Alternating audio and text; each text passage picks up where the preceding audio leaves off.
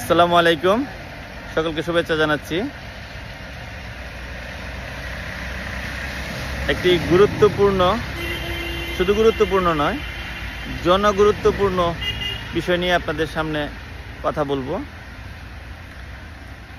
আমরা প্রায়ই দেখি আমাদের আত্মীয় স্বজন অথবা আমাদের খুব কাছের মানুষ কিডনি সমস্যায় ভুগতেছে, ডায়ালাইসিস করতেছে এবং মাসে একটি, সপ্তাহে একটি, এই অবস্থায় চলে আসছে।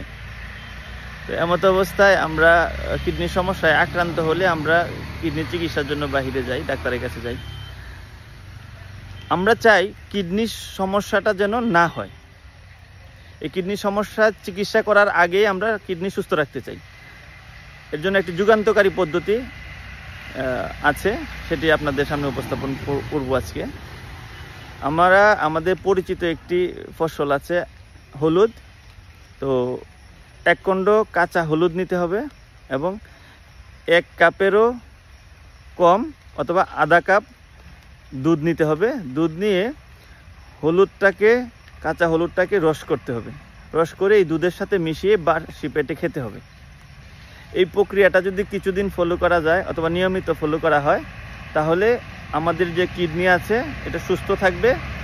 যদি কিছু সমস্যা থেকে থাকে, অচিরেই সেই অসুস্থ কিডনি অথবা সমস্যাজনিত কিডনি সুস্থ হয়ে যাবে ইনশাআল্লাহ তাআলা।